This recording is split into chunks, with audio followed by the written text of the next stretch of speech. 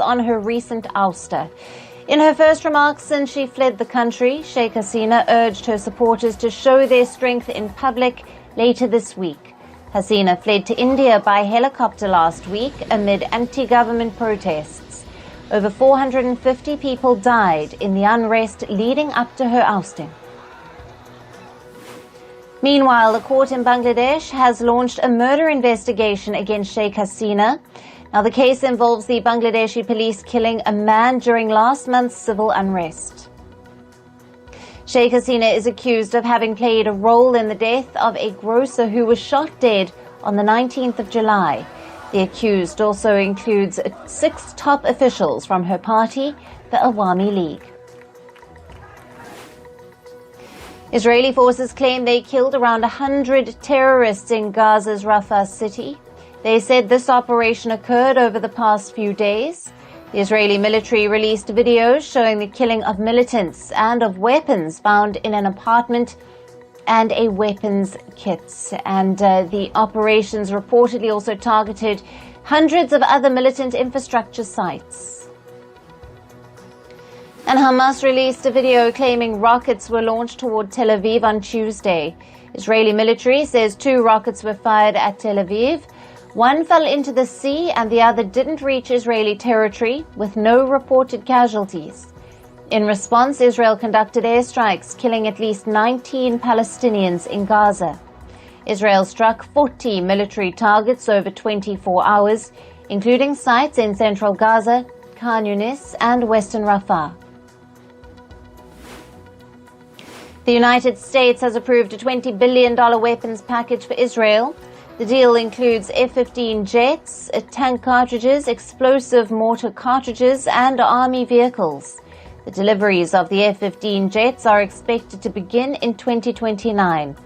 Other equipment could arrive as early as 2026. And U.S. President Joe Biden has said that Iran will not retaliate against Israel if a Gaza ceasefire deal is reached. Biden's comment followed a report indicating that Iran might hold back on retaliation if this week's ceasefire talks are successful. Tehran has threatened to carry out a severe response for the assassination of Hamas leader Ismail Haniyeh, which Iran blames on Israel.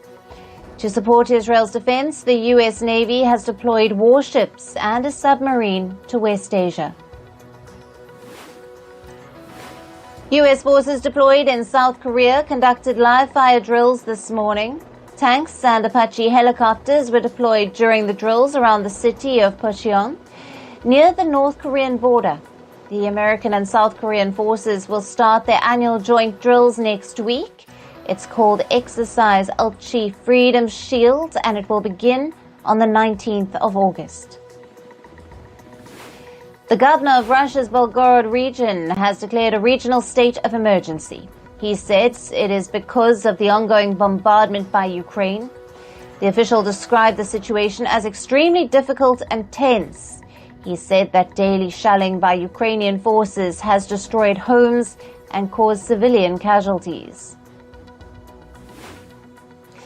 Thailand's Prime Minister Srettha Thavisin has been dismissed from office after a court ruled he had violated the constitution. The order by the Constitutional Court plunges Thailand into deep political uncertainty. Now, PM Thavisin has been removed for appointing to his cabinet a former lawyer who served jail time in 2018 for contempt of court. He is the 4th Thai Prime Minister in 16 years to be removed by the same court. And Japanese Prime Minister Fumio Kishida confirmed he will not seek re-election as head of his party next month. This signals the end of his premiership. Kishida said stepping aside is the first step to show change within the ruling Liberal Democratic Party. The Liberal Democratic Party is set to hold an internal leadership poll next month. In India, doctors' bodies are divided over a nationwide strike. The strike was triggered by the brutal rape and murder of a trainee doctor in Kolkata last week. Yesterday, one group of doctors, led by the Federation of Resident Doctors Association, called off the strike after meeting with India's Union Health Minister. They said the government has assured them that a new law will be introduced to protect medics. Meanwhile, others say they need more concrete assurances before calling off the strike. India has unveiled Indigenous Kamikaze drones with a 1,000-kilometer range. These loitering munitions have been used in the Russia-Ukraine and Israel-Hamas wars. The drones carry explosives, loiter over targets, and strike on command. They can be deployed in swarms to overwhelm enemy defenses. And in climate news now, tropical storm Ernesto battered the northeastern Caribbean region as it churned towards Puerto Rico. Authorities shut schools and opened emergency shelters amid fears of extreme weather conditions. The storm is expected to soon turn into a hurricane. Puerto Rico's governor also advised citizens to avoid going outdoors. Authorities have predicted severe rainfall in Pakistan for the next 4 days. Islamabad and Rawalpindi are likely to witness heavy rain until the 18th of August. Forecasters have also predicted storms and lightning along with rain. And landslides that killed over 200 people in the Indian state of Kerala were exacerbated by human-induced climate change, as per a study by the World Weather Attribution Group. The study showed rainfall on the 30th of July, when the natural disaster occurred, was 10% more intense because of global warming. Firefighters are battling a raging wildfire in the U.S. state of Nevada. The wildfire, which started near Nevada's Verde, began on Sunday and has ravaged at least 270 hectares of land. Till now, the firefighters have managed to contain only 8% of the blaze. Another person has died due to extreme heat at Death Valley National Park in the U.S. state of California. This is the second such death, with temperatures topping over 43 degrees Celsius. Before this, a motorcyclist had died in July while traveling through the desert. At least one person has died due to Greece's worst wildfire of this year in Athens. The wildfire torched several cars and buildings along with forest fields. The Greek authorities have announced compensation and relief measures for those affected by the wildfire. And Germany is sweltering under an extreme heat wave. Several parts of the country are witnessing temperatures rising over 35 degrees Celsius. Temperatures are expected to stay high until the end of the week. At least 68 people have died due to unusual rainy season in Sudan this year. Heavy rains have impacted western, northern and eastern areas of Sudan. Since the 1st of June, about 44,000 people have been displaced due to incessant downpours. And the rain is worsening and the financial strain on the country already suffering the economic losses from war. On to business and tech news now. The U.S. Justice Department is reportedly considering breaking up the tech giant Google. Officials are planning to force the firm to sell parts of its business, such as AdWords and the Chrome web browser. Google might also be compelled to potentially divest its Android operating system. This comes after a U.S. court ruled that Google holds an illegal monopoly with its search engine. Meanwhile, Google has unveiled its next-generation Pixel smartphones. The new smartphone series includes Pixel 9, Pixel 9 Pro, and Pixel 9 Pro Fold. The phone boasts Google's next-generation Tensor chipset, and they also include exclusive artificial intelligence features. Pixel 9 users will be able to search for information within screenshots. Google has also added a new clear calling feature to these models to improve audio quality. And Intel has sold its stake in the British chip firm ARM Holdings. The firm likely raised about $147 million by selling 1.18 million shares of the ARM Holdings. Now, this comes as Intel has been facing financial woes. The American chipmaker recently announced plans to lay off about 15% of its workforce. The U.S. state of California has allowed a Chinese self-driving car startup to test its vehicles. WeRide has been allowed to test its driverless cars for the next 3 years. However, the firm won't be able to offer services to the general public. This comes after earlier reports said that the U.S. is planning to ban Chinese self-driving cars and software.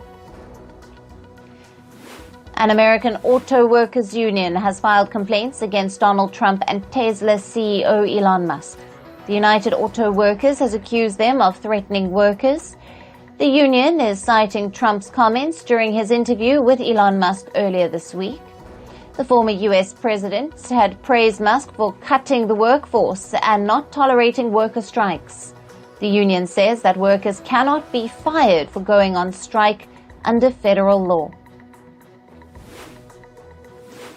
And the U.S. state of Texas has sued car maker General Motors. The state accuses the firm of collecting and selling drivers' data without consent. The lawsuit claims that General Motors has installed the technology in more than 14 million cars. This helps them collect drivers' data, such as speeding, braking too fast, or not using seat belts. The state alleges that the automaker later sells this data to car insurers. American entertainment firm Paramount Global has announced plans to lay off 15% of its workforce. The move is expected to impact about 2,000 employees. The announcement comes ahead of Paramount's merger with Skydance Media. Paramount says it wants to become profitable by cutting $500 million in expenses before the merger. It is also shutting down Paramount Television Studio. An American online food delivery startup, DoorDash, has partnered with Warner Bros. Discovery. The firm will provide Warner Bros. Streaming service Max to its paid users in the U.S. Max offers shows like House of the Dragon, The Wire, and The Sopranos.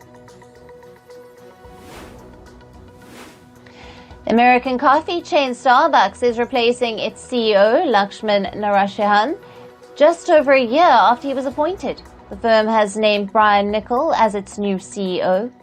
Niccol is currently heading the fast food chain Chipotle Mexican Grill, and his appointment to Starbucks comes as the company has been under pressure. Weak demand in the US and China has strained its business. An American candy maker, Mars, is reportedly nearing a deal to take over Kellanova. The snack producer owns brands like Pringles, Pop-Tarts, Eggo, and Rice Krispies Treats. Reports say Mars plans to buy Kellanova for nearly $30 billion. If the deal goes ahead, it would be the largest acquisition ever by Mars. And moving to sports news.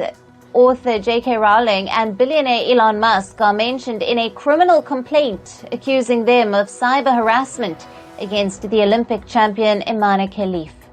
Khalif's attorney confirmed their involvement and suggested that former U.S. President Donald Trump might also face scrutiny in the case. The controversy began after Khalif's match at the 2024 Paris Olympics, where Khalif's opponent withdrew and criticized Khalif's punch. Following the incident, Musk and Rowling, among other world celebrities, falsely accused her of being a man. The decision on Indian wrestler Vinesh Phogat's appeal against her Paris 2024 Olympics disqualification has been delayed again by the Court of Arbitration for Sport, or the CAS. She was disqualified from the 50-kilogram wrestling final for being 100 grams overweight. Phogat is seeking a shared silver medal, but the CAS verdict has been postponed. The decision is expected to be announced on the 16th of August. And India's cricket board, the BCCI, has moved the first T20I against Bangladesh from Dharamshala to Gwalior on the 6th of October. Now, the venues for the first and second T20Is against England and in January of 2025 have been swapped, with Kolkata hosting the first and Chennai the second. The venue change for the Bangladesh match is due to renovation work in Dharamshala's dressing rooms. England captain Ben Stokes will miss the rest of the English summer due to a left hamstring tear. He injured himself while batting for Northern Superchargers in England's domestic league, the 100. The injury rules him out of the upcoming three-test series against Sri Lanka. Stokes hopes to return for England's tour of Pakistan in October. In football, Lionel Messi's Inter Miami have been knocked out of the League's Cup. Their title defense came to an end after a 3-2 loss to Columbus Crew in the round of 16. The match was played at the Lower.com field, the field of the 2023 Major League Soccer champions. Inter Miami's goals were scored by Mateus Rojas and Diego Gomez. Manchester United's Luke Shaw will miss the start of the Premier League season due to a calf injury. The 29-year-old England international player sustained the injury during pre-season training. United hope Shaw will return after the first international break. United begin their campaign at home against Fulham FC on Friday. And Premier League organisers are planning to unveil an AI-powered camera system which will have semi-automatic offside technology. About 28 computer vision cameras will be installed at every Premier League ground. Officials claim that it will reduce the delays caused by VAR and will produce the best officiating setup in the world. And Sergio Roberto bid a tearful farewell to FC Barcelona after 18 years and 373 matches. The 32-year-old former captain won 25 titles with the club. Roberto expressed pride at his time at Barca, calling it the club of my life.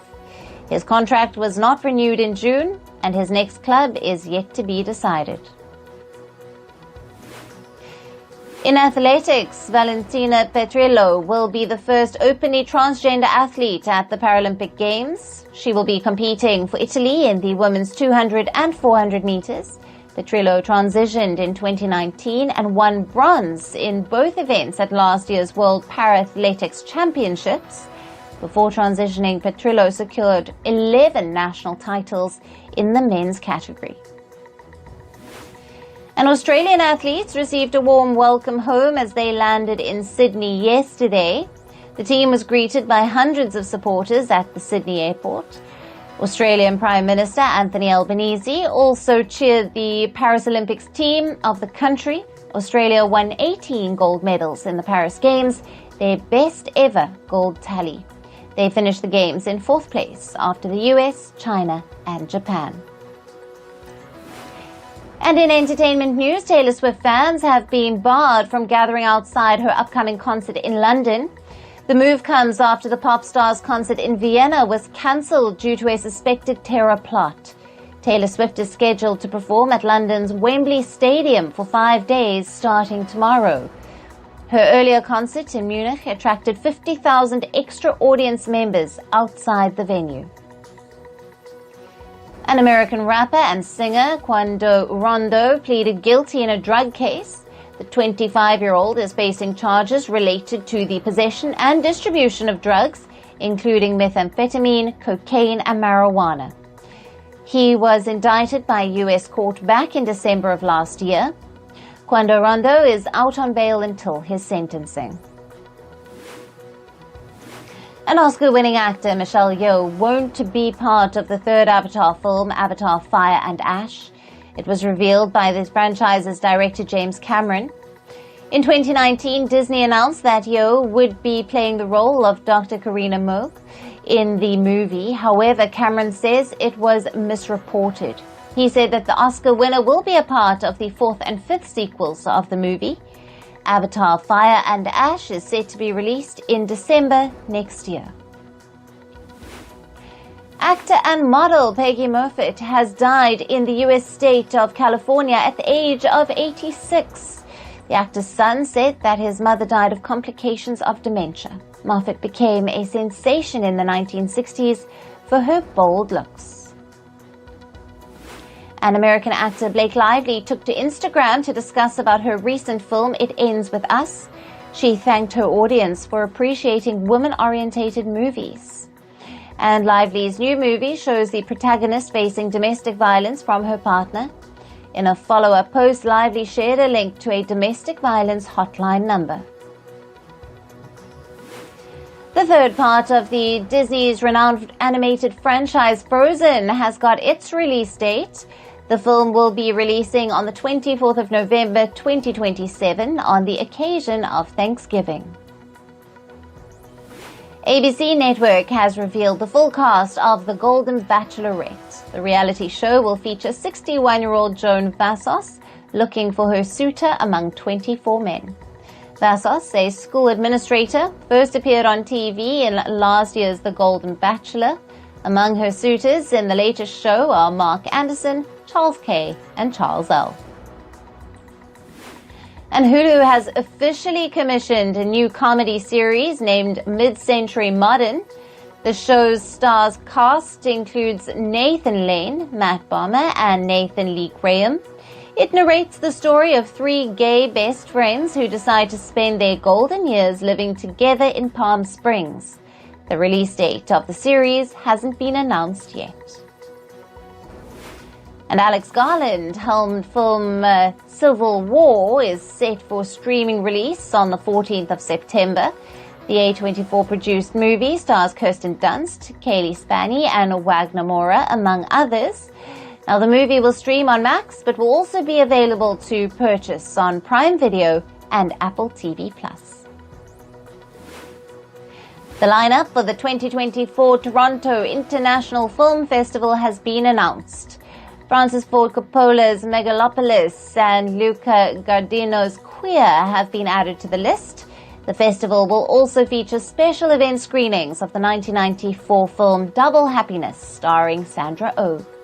The festival will be held from the 5th of September to the 15th, showcasing 276 films. And that's all on this episode of Fast and Fast.